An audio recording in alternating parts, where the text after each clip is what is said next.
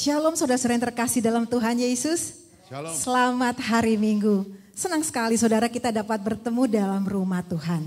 Saudara, kita akan memulai ibadah kita pada pagi hari ini. Dan saya mengajak kita semua untuk menaikkan syukur kepada Tuhan kita yang telah memimpin dan menyertai hidup kita. Dimana jika kita sampai hari ini ada, itu semua hanya karena anugerah Tuhan semata. Kalau bukan karena pertolongan Tuhan menolong, menopang dan menuntun hidup kita, kita tidak akan dapat melewati hari-hari yang sulit. Oleh karena itu saudara, biarlah kita tetap yakin dan percaya bahwa di hari-hari mendatang Tuhan akan tetap melanjutkan perbuatan baiknya atas hidup kita. Amin. Mari saudara, saya undang setiap kita untuk bangkit berdiri. Kita akan memulai ibadah kita pada pagi hari ini dengan menaikkan pujian. Dan ini adalah ungkapan hati kita. Kalau kita ada sampai hari ini, semua karena anugerah Tuhan.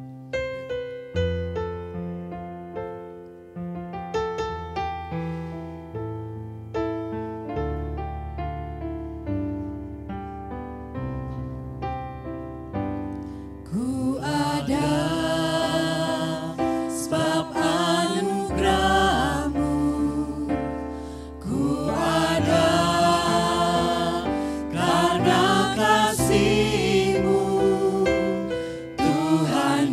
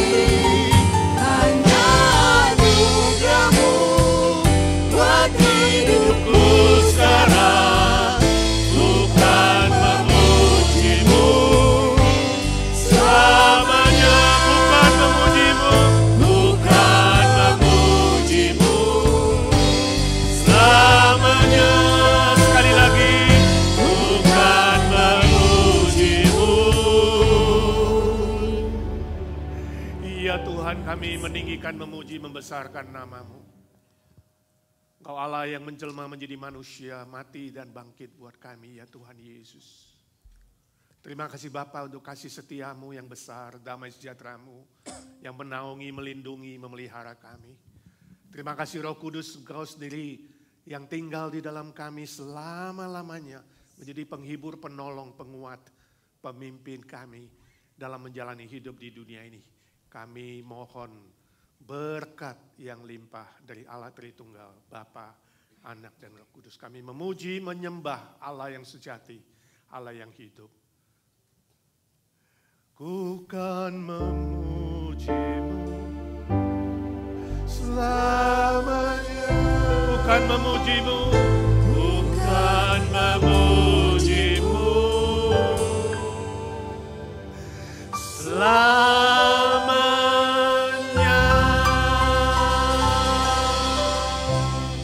Amin.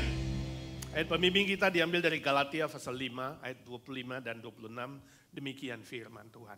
Jikalau kita hidup oleh Roh, baiklah hidup kita juga dipimpin oleh Roh.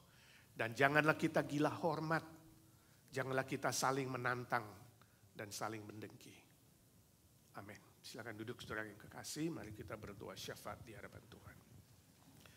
Bapa di surga, kami datang ke hadirat-Mu, mengembalikan segala puji, hormat, syukur kami kepada-Mu.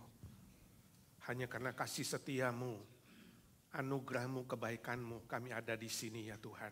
Dengan sehat, dengan kuat, dengan iman kami boleh tetap menyembah, memuji Tuhan. Walaupun banyak tantangan, kesulitan, godaan, cobaan, kekhawatiran, dan berbagai macam hal di luar sana. Ya Tuhan, kami minta ketenangan hati. Kami mohon ya Tuhan Yesus, segala dosa kesalahan kami Engkau yang membasuh dengan kuasa darah-Mu.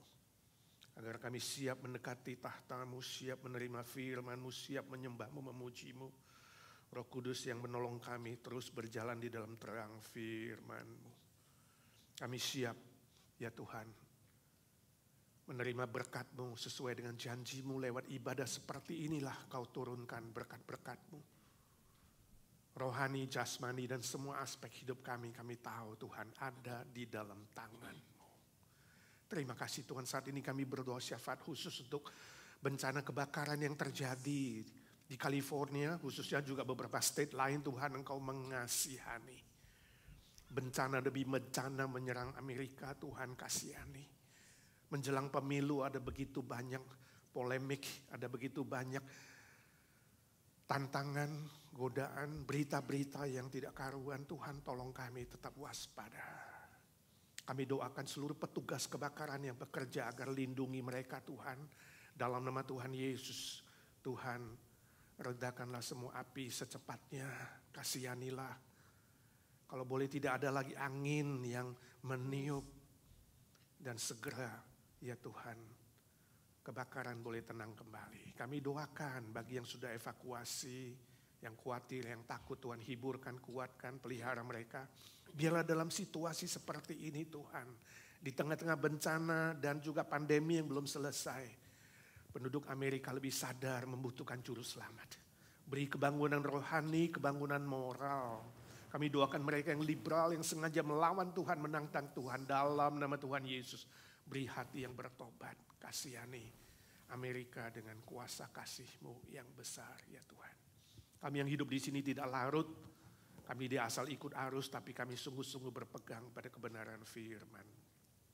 Kami juga berdoa syafaat hari ini, bersyukur untuk Pak Agung yang sudah selesai operasi prostat. Tuhan menjamah dia, memulihkan dengan kesehatan yang sempurna, agar dia boleh kembali lagi beribadah melayani Tuhan. Kami bersyukur untuk Wan yang sudah selesai juga pemasangan alat di jantungnya. Tuhan Kau menjamah. Dengan kuasa darah-Mu Engkau memulai pekerjaan baik, Engkau meneruskan dan menggenapinya. Akan diperiksa lagi dan kami yakin percaya dengan mata iman. Dia sehat sempurna Tuhan. Dengan kekuatan baru boleh melayani-Mu lagi. Terima kasih Tuhan, kami bersyukur Ibu Hati juga dalam pemulihan. Tuhan tumpangkan tangan-Mu, kami berdoa di sini, Roh Kudus-Mu bekerja di sana. Juga semua rekan-rekan lain, saudara lain yang lemah tubuh, yang sakit, yang tidak kami sebutkan satu persatu, yang hadir, yang tidak hadir bersama kami minta dalam nama Tuhan Yesus Kristus. Tuhan jamah dan Tuhan sembuhkan. Yang sedih Tuhan hiburkan. Yang kesepian Tuhan temani. Yang takut dan khawatir Tuhan angkat dan gantikan dengan damai sejahtera. Yang membutuhkan pertolongan dari pergumulan-pergumulan lain Tuhan tahu. Masalah keuangan, masalah status, masalah teman hidup, masalah sekolah, masalah pekerjaan, bisnis, dan lain-lain Tuhan. Kami mohon dengarkan doa anak-anak-Mu yang diam-diam berdoa. Baik yang di sini, baik yang di rumah mengikuti online. Tuhan dengarkan doa anak-anak-Mu satu persatu. Yesus, Yesus, dengar doaku. Janganlah Tuhan lalui. Berilah berkat. Panggil nama Yesus, nama yang berkuasa, beriman, berdoa. Iya Tuhan, dengarkan doa anak-anak-Mu. Iya Tuhan, lihatlah iman anak-anak-Mu. Ya Tuhan, Kau berjanji akan digenapkan sesuai dengan iman mereka satu persatu. Sesuai dengan waktu-Mu. Sesuai dengan kebaikan-Mu. Sesuai dengan cinta kasih-Mu. Berilah berkat-Mu ya Tuhan. Berilah berkat-Mu ya Tuhan. Berilah berkat. Dalam nama Tuhan Yesus Kristus kami berdoa dan memohon berkat Tuhan. Amin. Yang percaya berkata, amin. Amin. Apa kabar semua saudara? Baik, puji Tuhan. Saudara, ada begitu banyak cerita kasih yang ada di dunia ini. Namun semua itu tidak dapat dibandingkan dengan kasih Tuhan dalam hidup kita. Karena kasih Tuhan dalam hidup kita adalah kasih yang tidak bersyarat. Kasih yang begitu sempurna dan kasih yang tidak pernah berubah. Oleh karena itu saudara, tidak ada alasan untuk meragukan kasih Tuhan dalam hidup kita. Amin. Mari saudara kita naikkan pujian, kasih-Mu mempesona.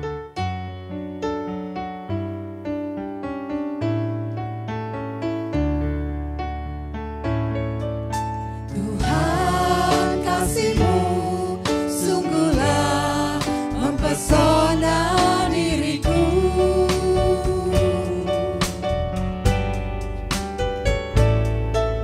Tuhan kuasa-Mu sungguhlah menggetarkan hatiku.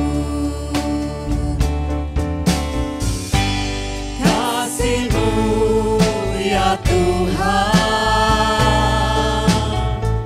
yang Kau limpahkan bagiku, lebih dari yang ku perlu. Kau sediakan bagiku. Mari sembah Dia saudara. Ku sembah Kau Tuhan sepanjang umur hidupku, sepanjang umur hidupku. Mari saudara naikkan pujian ini. Katakan kasih-Mu mempesona. Tuhan kasih-Mu sungguhlah mempesona diriku.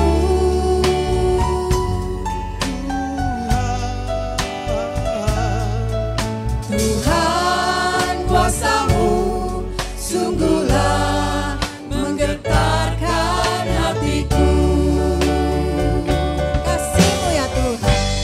Kasih-Mu ya Tuhan yang Kau limpahkan bagiku, lebih dari yang ku perlu. Kau sediakan bagiku. Angkat tangan kita saudara, sembah Dia. Ku sembah Kau Tuhan sepanjang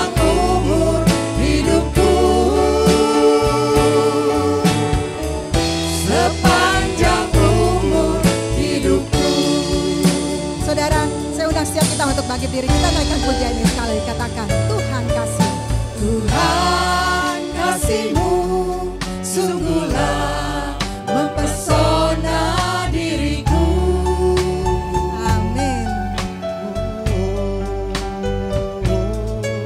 Tuhan kuasa-Mu sungguhlah menggetarkan hatiku.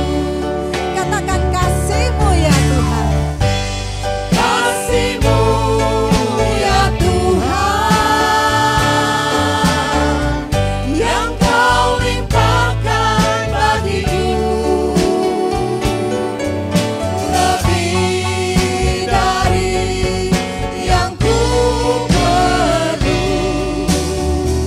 Kau sediakan bagiku. Sembah Dia saudara. Ku sembah Kau Tuhan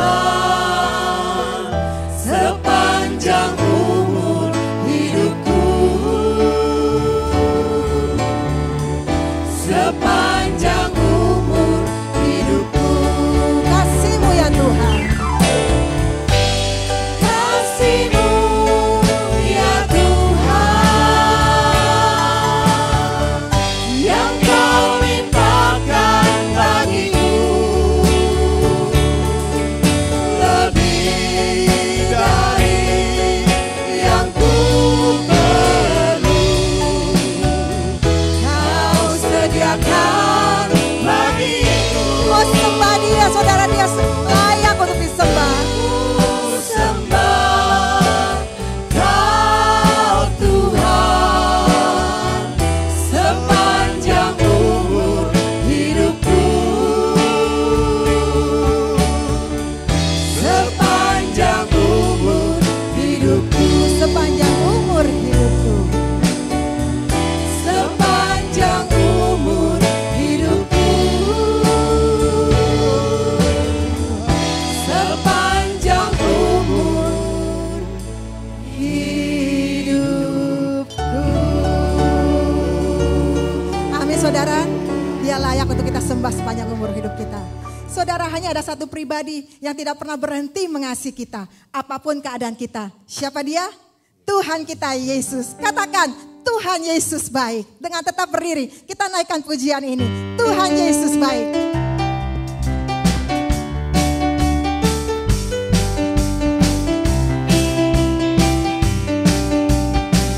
Katakan sama-sama, tiada berkesudahan.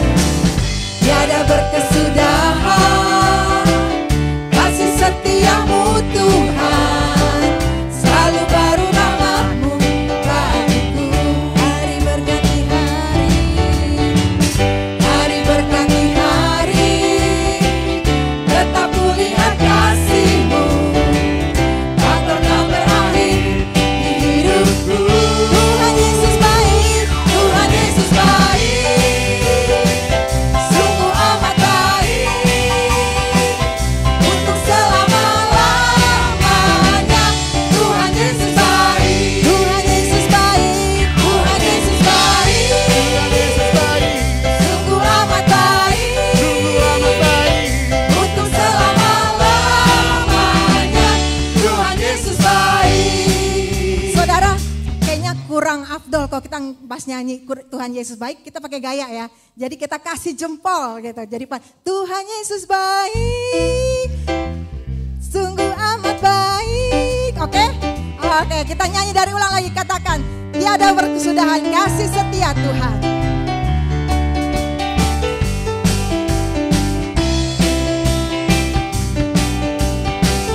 Sama-sama katakan, tiada berkesudahan. Tiada berkesudahan kasih setiamu Tuhan, selalu baru rahmat-Mu bagiku. Hari berganti hari, Hari berganti hari, tetap kami lihat kasih-Mu Tuhan kepada kami.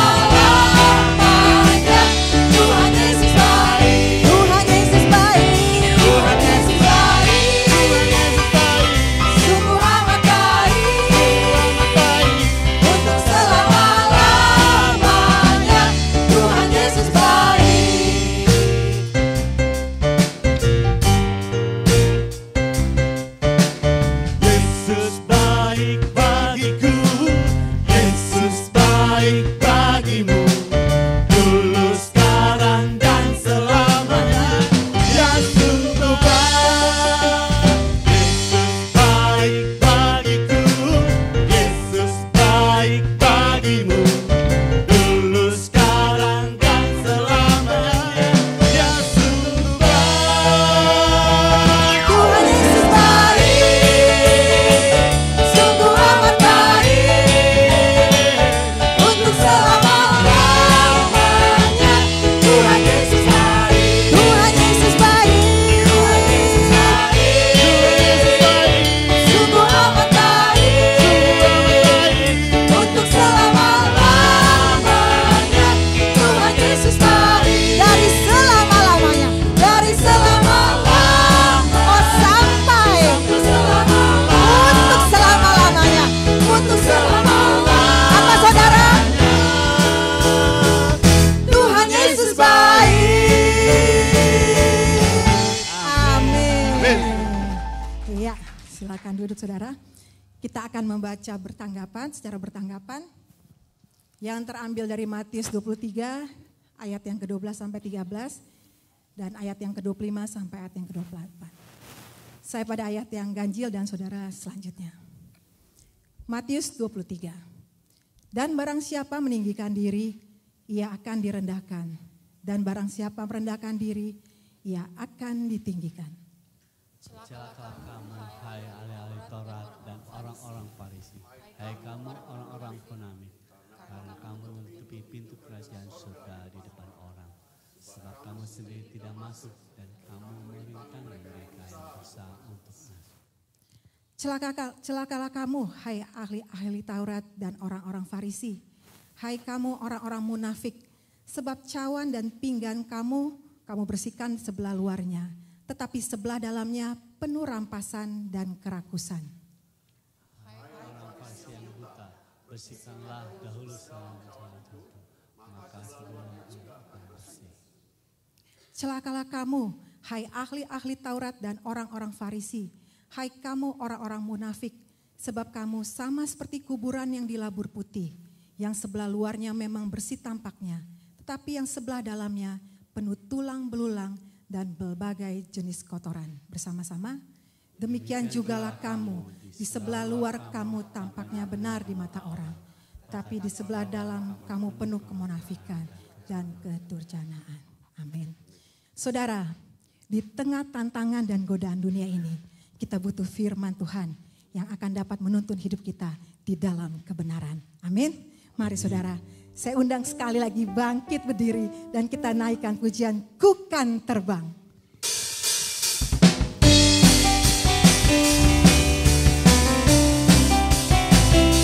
Hanya firman Tuhan saudara yang menjadi pelita dalam hidup kita, yang menerangi jalan-jalan kita sehingga kita hidup di dalam kebenaran. Mari saudara, kita naikkan pujian ini, katakan firman-Mu Tuhan, pelita bagi kakiku. Sama-sama katakan. Firman-Mu Tuhan, pelita bagi kakiku. Janji-Mu terang bagi jalan-jalanku, kebenaran-Mu menuntunku setiap hari. Ku menantikan-Mu beri kekuatan baru. Ku kan terbang tinggi di awan bersama-Mu dalam kemuliaan. Sebab firman-Mu terus menopang, bukan aman dalam-Mu Tuhan.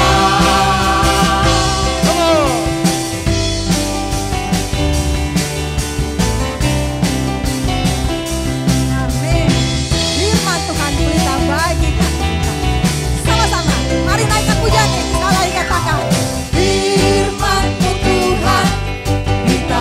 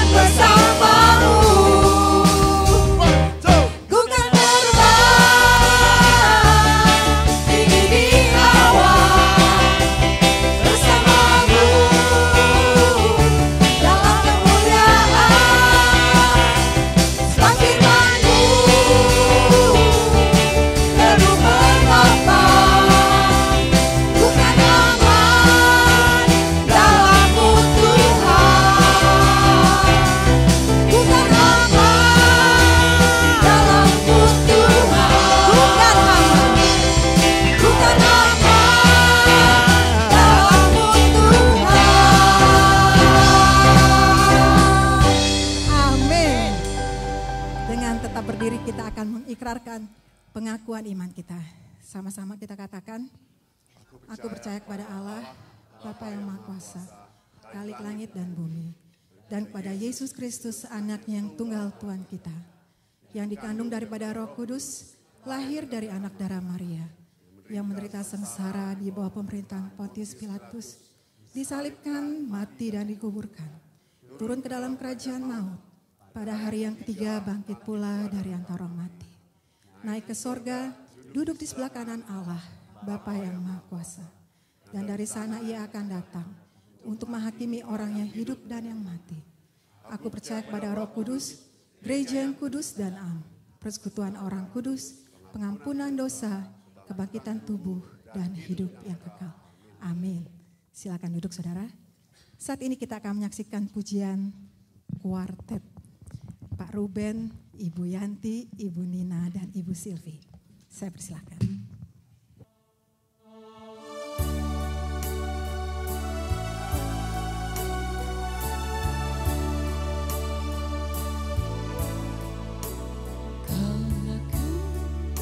Cari damai hanya ku dapat dalam Yesus.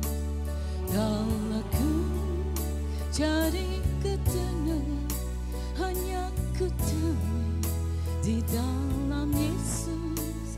Tak satu pun dapat menghiburku, tak seorang pun dapat menolongku. Hanya Yesus jawaban hidupku.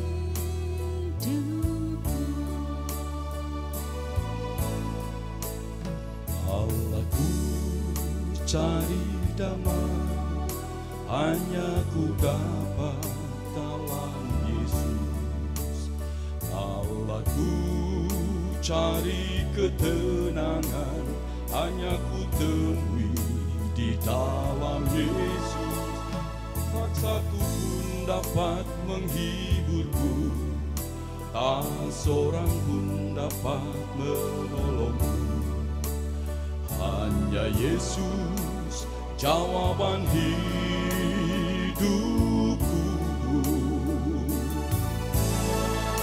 Bersama Dia hatiku damai, walau dalam lembah kekelaman.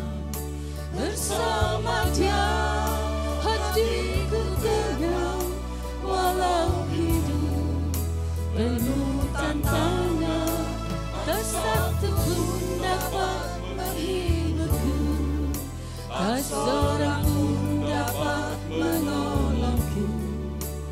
Hanya Yesus jawaban hidupku.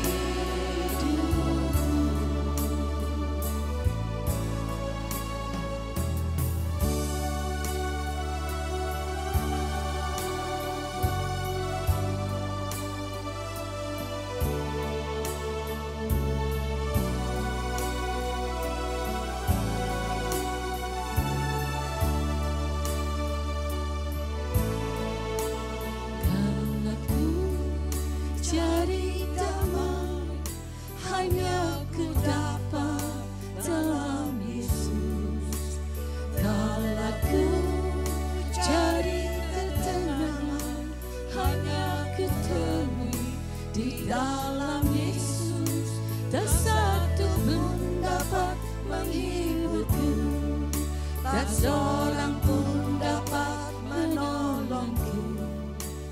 Hanya Yesus jawaban hidupku. Bersama Dia hatiku damai, walau dalam lembah kekelaman. Bersama Dia hatiku tenang, walau hidup penuh tantangan. Tak satu pun dapat menghiburku, tak seorang pun dapat menolongku. Hanya Yesus jawaban hidupku.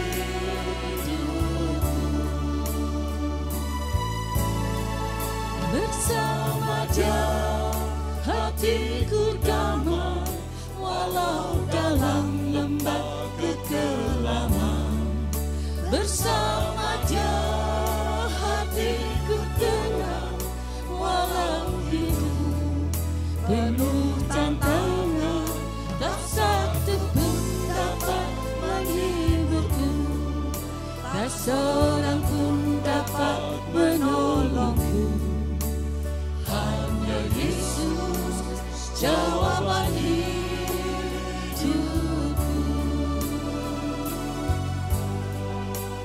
Hanya Yesus jawaban hidupku.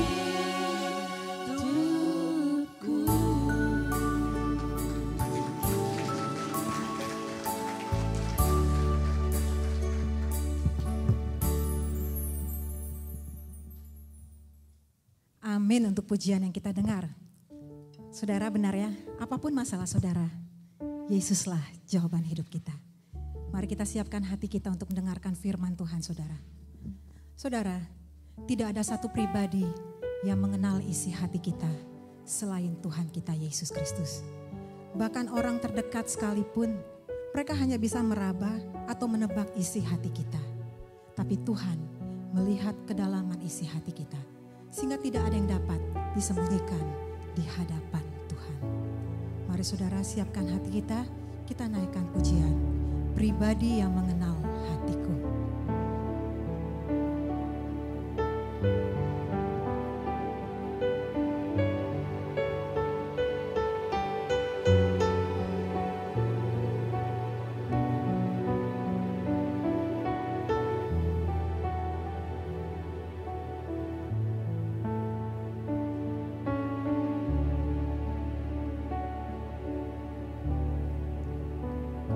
Seperti rusa yang haus, rindu aliran sungaimu.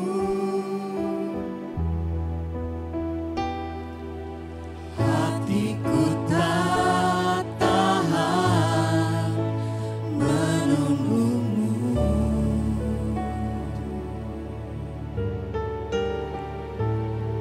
Bagai tanah gersang menanti datangnya hujan.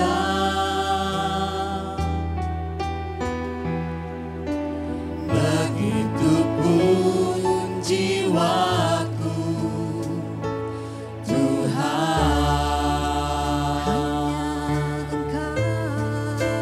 Hanya Engkau, pribadi yang mengenal hatiku. Tiada yang tersembunyi bagimu. Seluruh isi hatiku Kau tahu, dan bawaku untuk lebih dekat lagi padamu. Tinggal dalam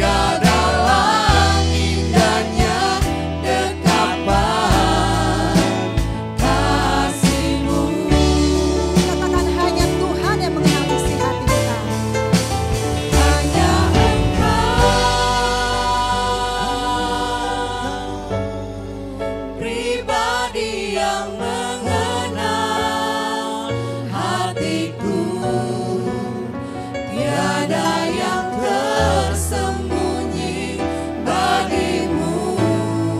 Seluruh isi hatiku kau tahu, dan bawaku untuk lebih dekat lagi padamu. Tinggal dalam indahnya dekapan kasih-Mu. Tinggal dalam indahnya dekapan kasih-Mu Tuhan. Tinggal dalam indahnya dekapan kasih-Mu. Ya Tuhan Yesus, Engkau berjanji tidak pernah akan meninggalkan kami sampai akhir zaman. Biarlah kesadaran ini menjadi kekuatan bagi kami. Menolong kami terus bertahan, berjuang, berjalan, melayani, berbuah bagi kerajaan-Mu ketika masih di muka bumi ini. Kami membutuhkan firman-Mu ya Tuhan. Urapi hamba-Mu yang lemah dan hina dina ini, pakai dia Tuhan menjadi alat untuk menyalurkan berkat Tuhan buat kami. Siapkan hati, pikiran, dan telinga kami ya Tuhan. Jadikan seperti tanah yang subur, supaya firman itu berbuah berlipat-lipat ganda. Jadikan seperti rusa yang rindu akan air yang jernih. Demikian kini kami haus dan dahaga, lapar terhadap firman-Mu ya Tuhan. Tolong kami fokus. Berdoa bersyukur dalam satu nama Tuhan Yesus Kristus, Juru Selamat dan Penebus kami yang hidup selama-lamanya. Amin. Thank you teman-teman. Ya, puji Tuhan, lagu-lagunya mengangkat iman saudara. Ya, bersemangat sekali hari ini, saya sungguh-sungguh menikmati ibadah seperti ini. Saya harap ibadah kita terus menjadi ibadah yang dinamis. Ya, dan saudara semakin rindu memuji Tuhan, menyembah Tuhan. Keluar dari dalam hati dan jiwa kita masing-masing. Hari ini kita akan pikirkan sebuah judul khotbah, yaitu hati-hati dengan kemunafikan. Suatu kali ada seorang mahasiswa teologi yang baru lulus dan dia diundang menjadi seorang asisten pastor di sebuah gereja. Suatu pagi ketika dia tiba di kantornya, dia lihat ada dua orang yang menuju ke office-nya. Lalu dia persilakan orang itu tunggu sebentar karena dia sedang dalam telepon. Dan asisten pastor itu kemudian berkata, "Oh ya Ibu, jangan khawatir. Nanti saya pasti ke rumah Ibu. Gak usah khawatir, kanker itu kecil." Ya, kemarin saya juga doain yang sakit COVID-19. Saya tengking juga langsung pergi, saya usir jadi tenang. Ya, pokoknya suami Ibu pasti sembuh dari kanker yang sudah menjalar. Saya akan ke sana. Ya, jangan takut ya, jangan khawatir. Udah Ibu, dah. Lalu dia tutup telepon. Kemudian bertanya kepada dua orang yang berdiri di hadapannya. Apa yang bisa saya bantu saudara? Saudara butuh apa? Butuh konseling? Butuh doa khusus? Sebutkan saja. Dia lihat dua orang itu tercengang, kaget. Dalam hatinya, wow. Ternyata dua jemaat ini pun menikmati pelayanan saya.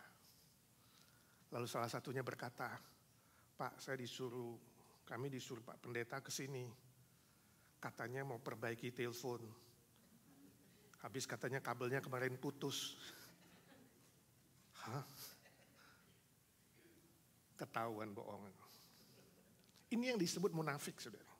Ini sebuah contoh orang yang munafik. Orang yang pura-pura. Orang yang munafik itu ciri khasnya pura-pura. Ya. Penuh dengan dusta, penuh dengan bohong, nipu. Pakai topeng. Supaya orang tidak melihat dalamnya. Ya. Cari muka. Cari kepentingan diri. Hanya mau pamer supaya orang tahu dia hebat. Sok pinter, sok hebat, sok suci. Ya. Dan selalu mau meninggikan dirinya sendiri. Itu sebabnya tadi dalam bacaan bertanggapan kita lihat bagaimana Tuhan Yesus menegur keras orang Farisi dan ahli Taurat. Orang munafik, Yesus katakan. Kamu ibarat kuburan yang dari luar kelihatan bersih putih, tapi dalamnya tulang belulang yang busuk. Dari luar kamu bisa bersin supaya orang lihat kamu benar dan kudus, tapi di dalammu tidak kamu bersihkan. Teguran yang sangat keras. Itu sebabnya hari ini kita akan belajar sebuah tema yang sangat penting, yaitu hati-hatilah dengan kemunafikan.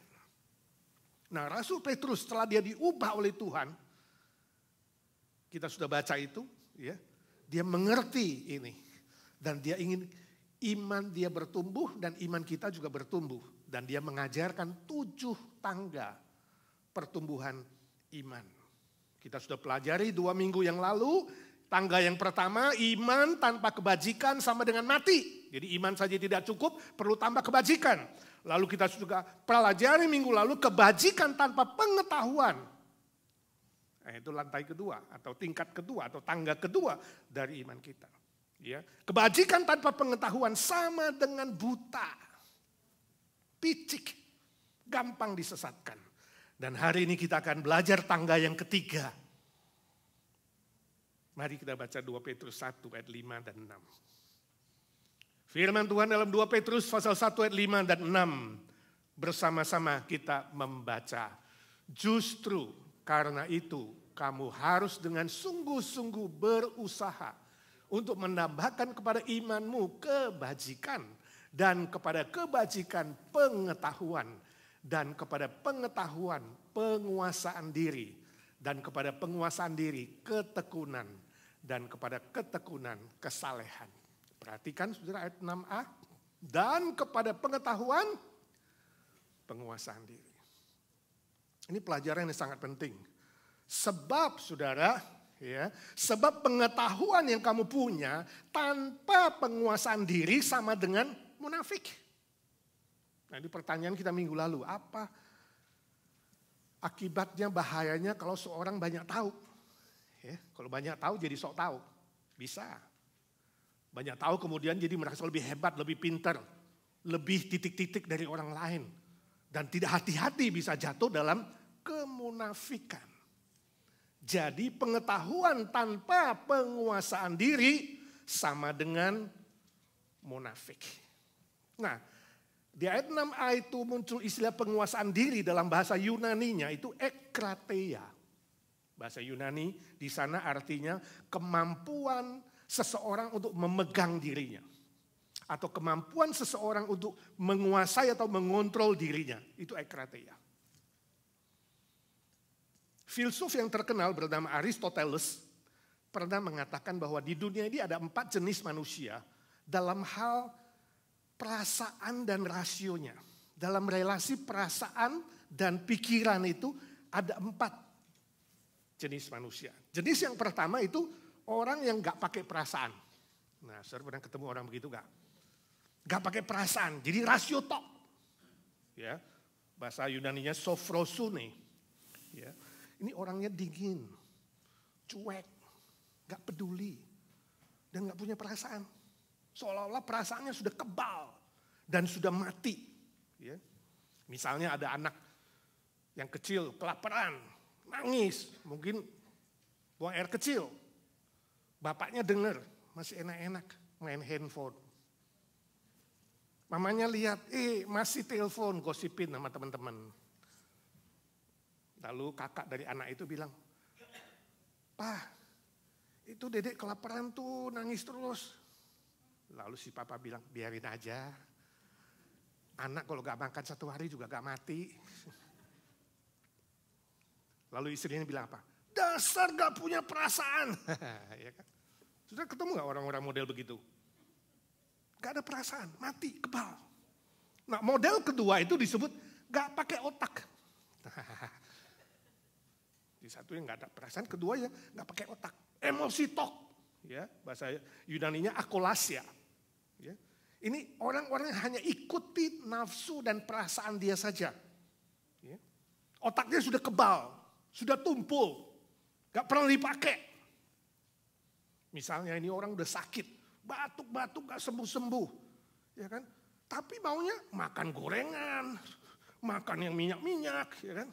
Pasti istrinya bilang, kamu gak punya otak ya? Saya ada seorang teman di Jakarta, bapaknya itu kena stroke. Kena stroke sudah masuk rumah sakit nih, stroke. Lalu dia bilang, aduh makanan rumah sakit gak enak. Tolong dong bawain babi panggang. Nah,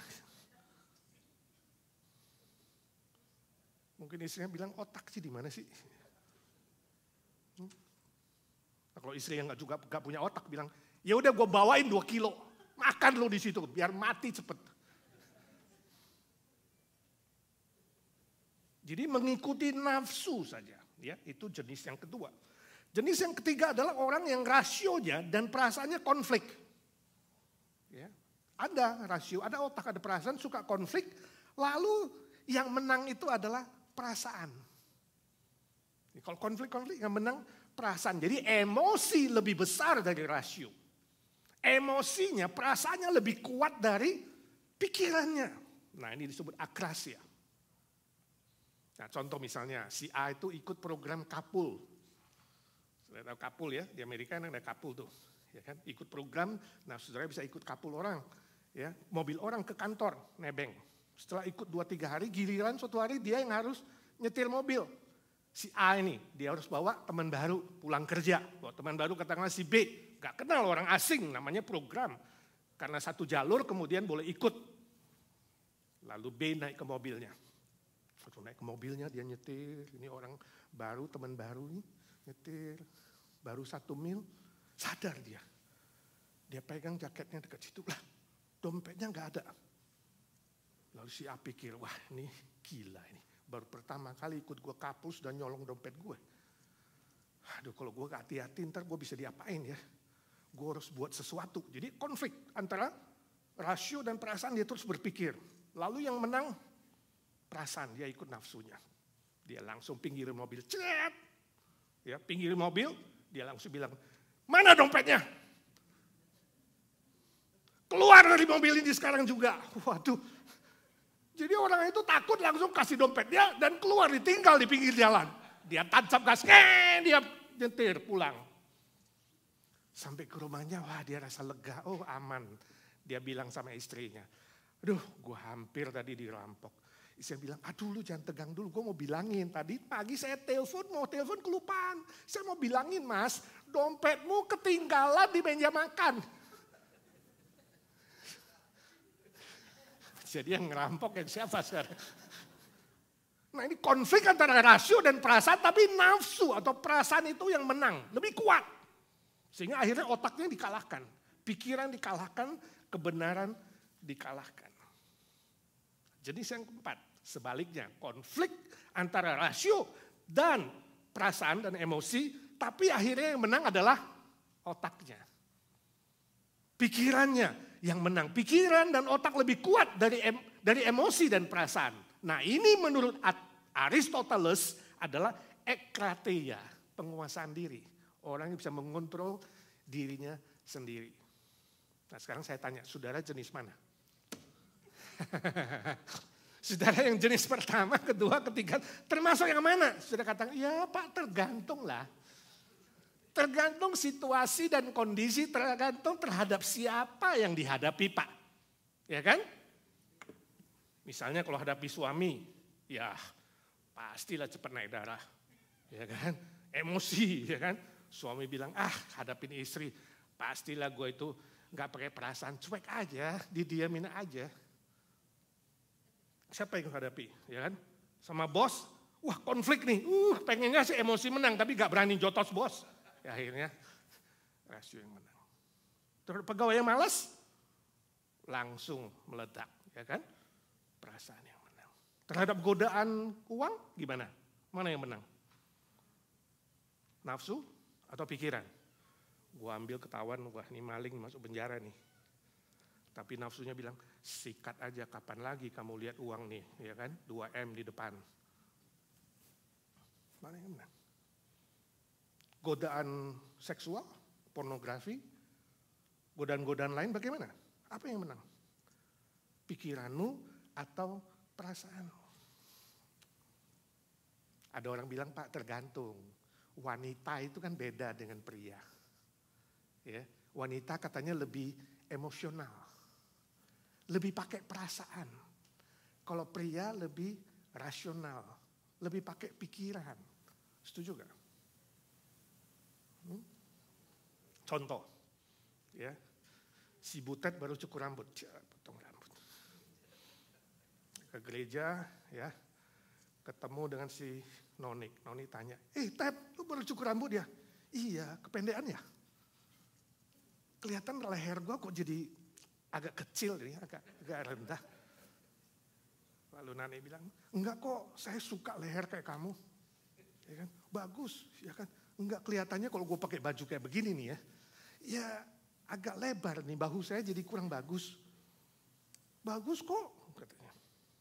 Enggak, maksud saya kalau saya pakai baju yang ketat, ya, dengan celana panjang ketat, pasti kelihatan lebih ramping. Enggak, saya suka kok dengan model kayak kamu, ya kan? Enggak, saya enggak suka, katanya.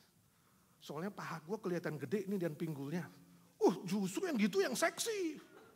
Ya kan? Aku pengen begitu aja gak bisa. Gampang. You makan aja yang banyak. You makan apa coba? Pakai diet gak? Ya ini selama karantina ini dan COVID kayaknya gak bisa diet tuh. Makan terus. Gue juga tuh, kamu diet? Enggak sih, paling Senin sampai Jumat lah. Makannya sederhana. Tapi kalau sudah Sabtu Minggu di gereja, wah. Makan terus. Mana bisa diet? Emang kalau olahraga gue apa? Ya gue sih pingpong. Iya.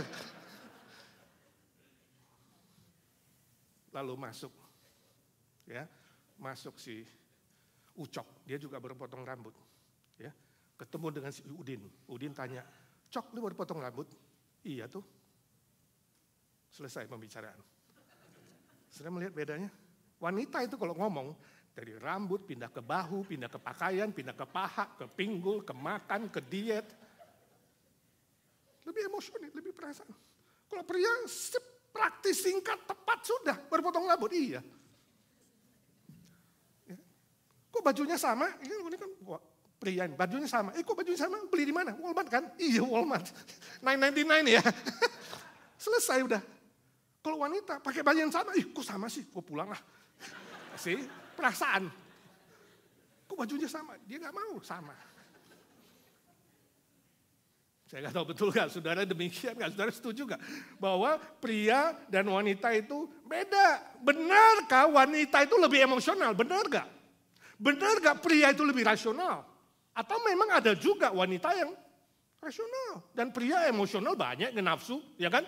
Marah-marah gak karuan, banting-banting pintu, lempar kaca, ya kan? Dapat godaan nafsu, jalan terus. Wanita, manusia pria juga ada yang begitu. Ya, wanita juga ada yang rasional. Saudaraku, di depan Tuhan, di mata Tuhan, sebenarnya pria dan wanita sama. Sama. Secara teologis, pria dan wanita sama. Walaupun memang karakternya ada yang berbeda-beda, kita semua unik. Tergantung setiap pribadi. Tapi Tuhan ingin kita semua. Entahkah saudara laki, entahkah wanita, entahkah sekolah, tidak sekolah, entahkah saudara dewasa, anak muda, senior. Ya, semua kita, Tuhan ingin kita belajar penguasaan diri. Amin. Sama. Secara filosofis, Aristoteles mengatakan rasio lebih besar dan lebih kuat dari emosi. Itu penguasaan diri. Apakah itu kata firman Tuhan?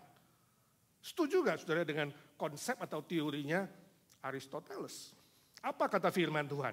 Firman Tuhan bilang penguasaan diri sesungguhnya adalah salah satu aspek dari buah Roh Kudus.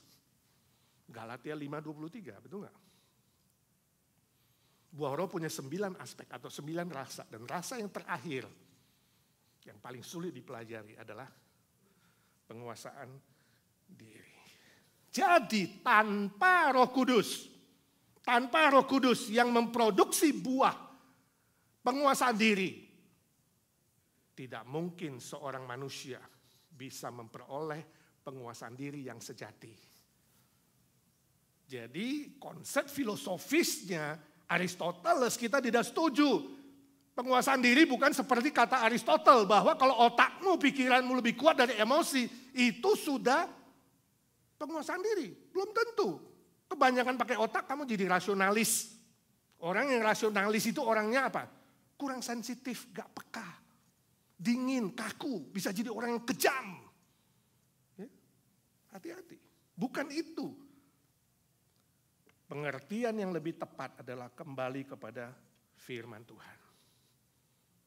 Dan bagaimana Roh Kudus memproduksi penguasaan diri ini? Efesus 5 ayat 18. Rasul Paulus membandingkan ya, hidup oleh roh dan hidup oleh daging. Kemudian ayat 18 dia katakan jangan kamu mabuk oleh anggur, tapi hendaklah kamu penuh dengan Roh Kudus. Jadi dia membandingkan orang yang mabuk sejajar dengan orang yang penuh dengan Roh Kudus. Orang yang mabuk berarti apa? Pikirannya dikuasai anggur oleh alkohol, perasaannya dikuasai oleh alkohol atau anggur, dan tindak tanduknya, kehendaknya, keinginannya juga dikuasai oleh anggur. Makanya apa yang dia pikirkan dan apa yang dia rasakan beda. Coba orang mabuk digebuk gak rasa sakit. Ya kan? Lalu ngomongnya ngawur. Karena apa? Antara pikiran, perasaan, dan keinginan itu semua beda-beda, terputus sepertinya. Gak terkontrol. Tapi orang yang penuh oleh Roh Kudus adalah orang yang pikirannya dikuasai oleh Roh Kudus. Hatinya dikuasai Roh Kudus. Dan keinginannya, kehendaknya, tindak tanduknya dikuasai oleh Roh Kudus. Saudara banget bilang, Pak itu susah sekali loh. Sangat sulit. Ya. Memang penguasaan diri adalah pelajaran yang sulit. Tapi bukan mustahil. Bukan tidak mungkin. Sebab Tuhan kita tidak pernah memberikan firman Tuhan yang tidak mungkin bisa kita lakukan. Enggak, dia enggak keterlaluan. Kalau dia berikan firman, dia akan kasih kekuatan. Kita bisa melakukannya. Jadi tidak harus selalu kalau saudara konflik antara rasio dan perasaan, tidak selalu pikiran harus menang. Yang harus menang adalah apa? Pimpinan Roh Kudus. Penuhlah oleh Roh Kudus, artinya pimpinan Roh Kudus. Yang menang haruslah firman Tuhan dalam pikiranmu.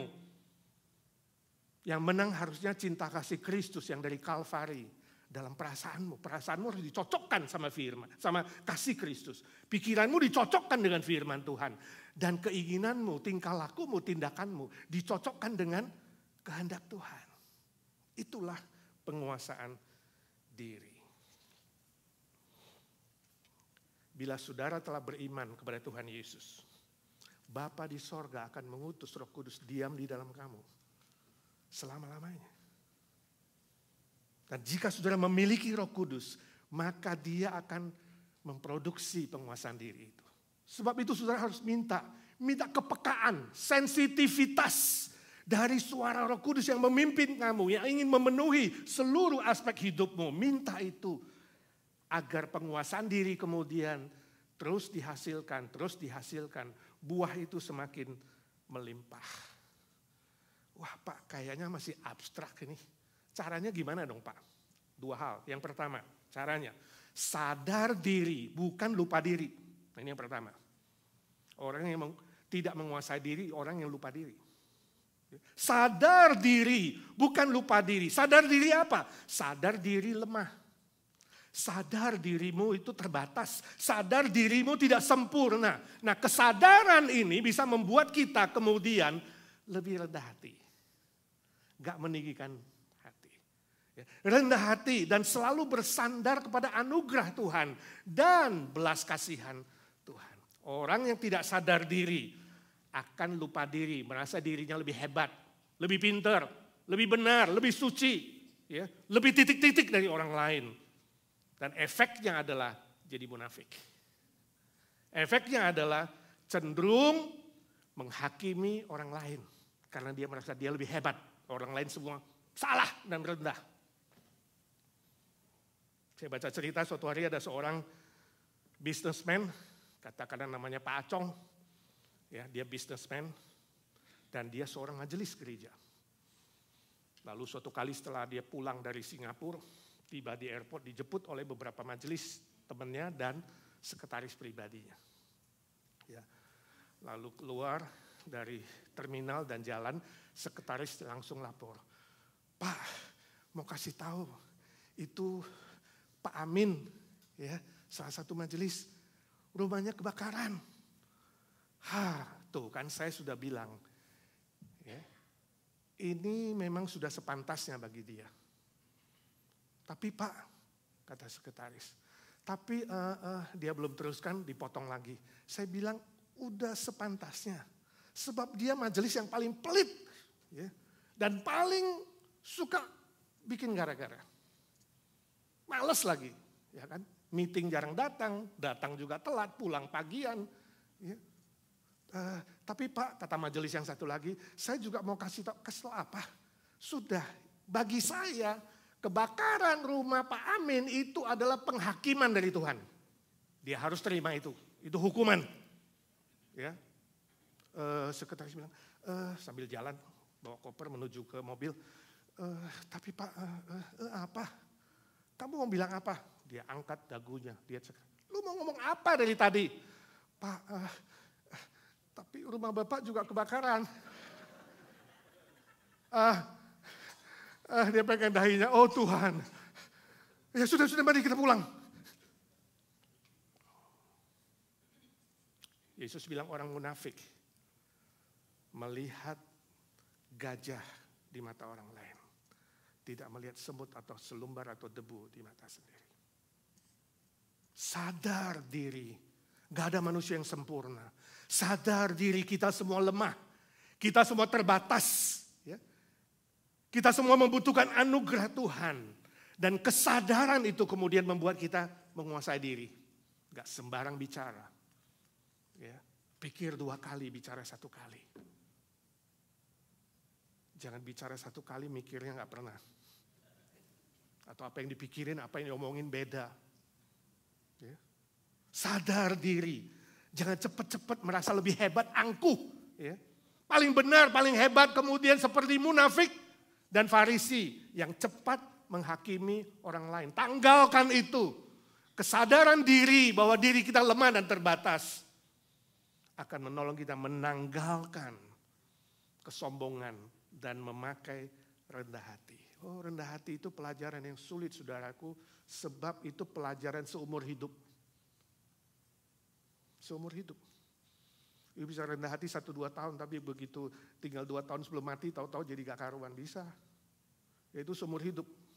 Ini mirip dengan kesetiaan. Jangan cepat-cepat bilang, inilah temanku yang paling setia dan rendah hati. Belum tentu sebelum nafas terakhir. Pelajaran yang sangat sulit, tapi bisa. Ya. Bisa, Tuhan bisa menolong kita. Kita bisa lakukan itu. Ingat, makin banyak berbuat baik, makin sadar diri gak ada apa-apanya. Penting ya. Makin banyak pengetahuan, makin sadar belum tahu apa-apa. Ya. Jangan karena sudah ada S1, waduh. Lalu sepertinya kepalanya naik 1 tingkat. S3 gimana?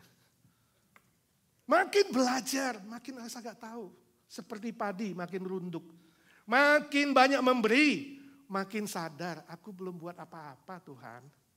Makin banyak melayani, makin sadar. Selalu bersyukur kepada Tuhan. Tuhan, kalau bukan pertolonganmu, aku gak bisa. Semakin bersyukur, tahu berterima kasih. Pikiran dan sikap yang sedemikianlah melahirkan penguasaan diri. Ya, sudah mulai konkret belum? Selalu sadar. Diriku siapa sih Tuhan? Di matamu kayak debu. Ya, ditiup aja hilang. Siapa sih aku ini Tuhan? Ya, aku gak ada apa-apanya Tuhan kalau bukan Engkau. Sadar itu. Seperti Yohanes Pembaptis. Yohanes Pembaptis itu nabi besar loh. Yesus bilang di bumi dia paling besar, di sorga gak ada yang menandingi dia. Wah paling besar. Tapi dia bilang apa? Tuhanku, dia yang harus makin bertambah. Aku harus makin berkurang. Membuka tali kasutnya pun aku tidak layak. Wow. Sungguh sebuah sikap dan pikiran dan praktek yang sangat-sangat baik. Walaupun dia seorang pelopor Mesias. Kalau saudara pakai sepeda motor dulu, di belakang menteri atau presiden, yang di depan sepeda motor, siapa yang sebenarnya lebih hebat? Hah? Yang belakang dong. Jangan naik motor karena di depan itu kan lalu gini. Naprak saudara, patek. Sadar diri dan rendah hati. Yang kedua, caranya sadar Tuhan. Tadi sadar diri, sekarang sadar Tuhan. Tuhan itu maha hadir dan maha adil. Ini penting. Selalu ingat Tuhan itu maha hadir, dia maha melihat. Orang boleh gak melihat, tapi Tuhan lihat. Orang boleh kau bohongi, boleh kau tipu, tapi Tuhan tidak bisa kau bohongi, tidak bisa kau tipu, tidak bisa kau dustai. Sadar itu Tuhan, kau ada di mana-mana. Matamu mengawasi aku Tuhan, setiap detik, setiap saat. Sadar itu. Kemudian membuat kita takut akan Tuhan. Hormat kepada Tuhan. Beribadah kepada Tuhan. Sebab kita tahu Tuhan bukan saja maha hadir, tapi maha adil. Kalau maha adil berarti apa? Suatu hari kita harus bertanggung jawab. Semua hal yang dia sudah titipkan.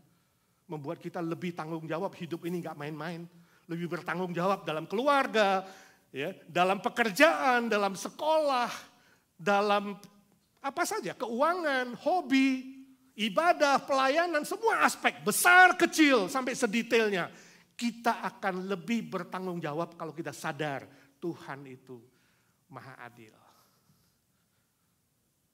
Kesadaran ini membuat kita menjadi orang yang bisa menguasai diri. Saya baca sebuah kesaksian.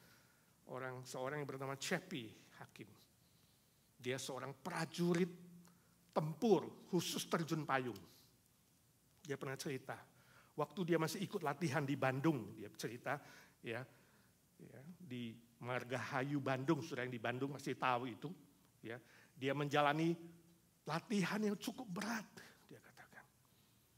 Satu tim itu yang dilatih 120 prajurit, tinggal di barak. Tidurnya sederhana. Setiap pagi, siang, malam makanannya sama, pakai rantang. Kelas prajurit, rantang dan nasi secukupnya. Kemudian di ujung situ ada ember besar isinya sayur. Tiap orang ngambil sayur. Itu aja makannya sederhana. Dan di ujung ember itu kemudian ada sebuah dus besar gitu ya. Keranjang besar isinya kerupuk.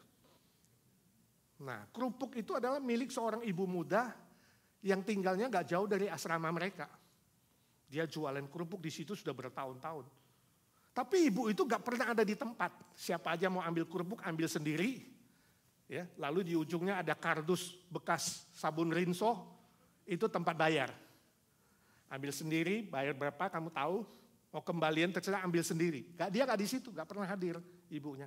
Sampai semua kalau sudah selesai makan, ibu itu baru datang. Beresin, rapiin, lalu dusnya dia bawa pulang. Nah, si Cepi ini pikir, wah ini hebat juga ini ya. Jualan tapi gak diliatin. Lalu iseng suatu hari ditanya ibu itu, Bu, ngomong-ngomong, ibu jual kerupuk merugi gak sih?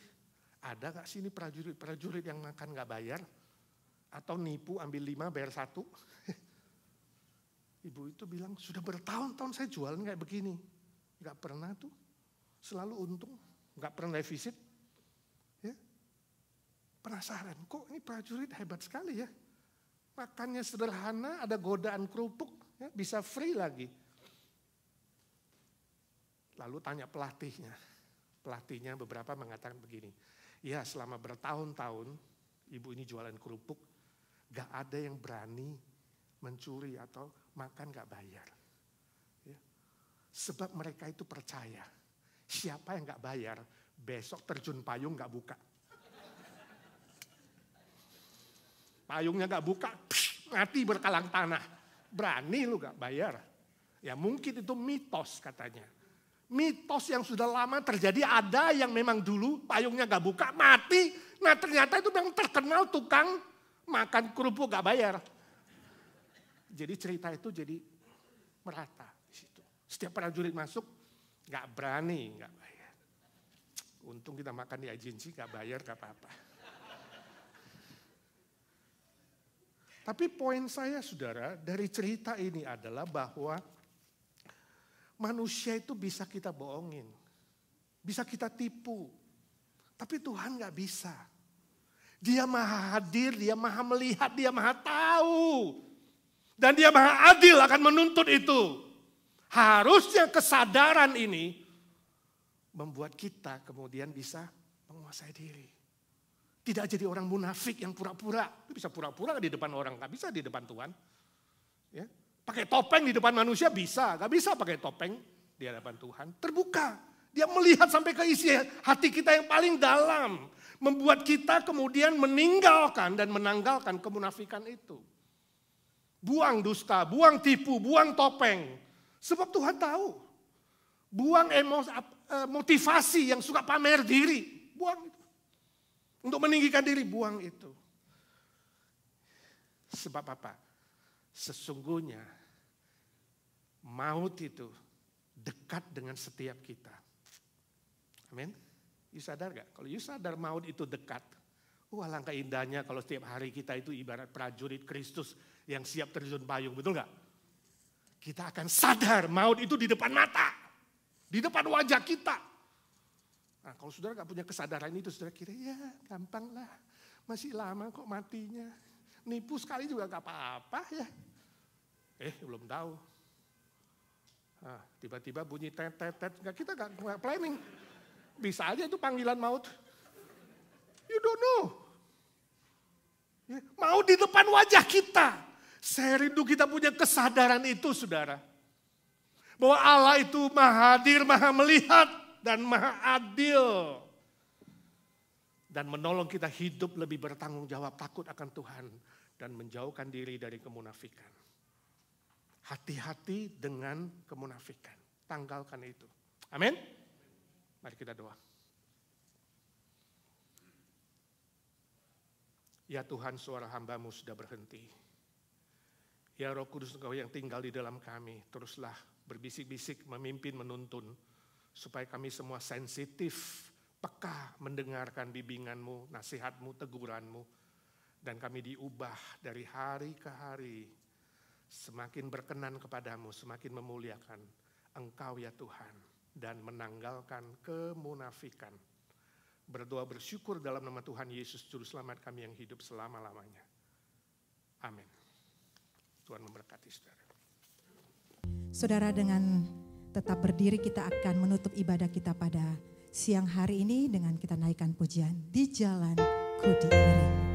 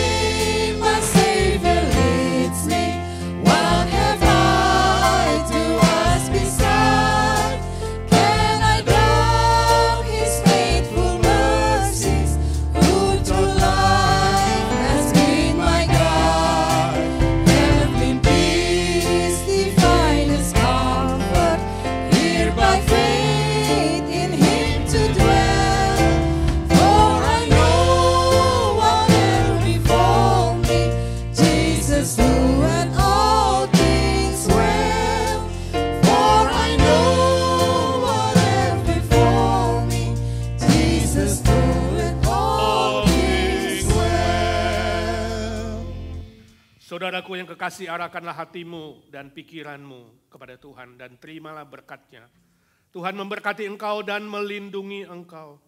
Tuhan menyinari engkau dengan wajah-Nya dan memberi engkau kasih karunia. Tuhan menghadapkan wajah-Nya kepadamu dan memberi engkau damai sejahtera, sukacita, kesehatan prima, dijauhkan dari semua sakit penyakit dan virus, dilindungi baik kau keluar dan masuk, dan engkau hidup untuk memuliakan namanya. Mulai hari ini sampai selama-lamanya. Amin. Amin.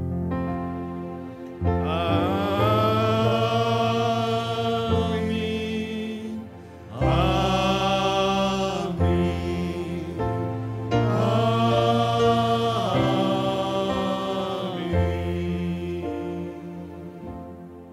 Amin. Silakan duduk saudara, izinkan saya pakai beberapa waktu untuk pengumuman.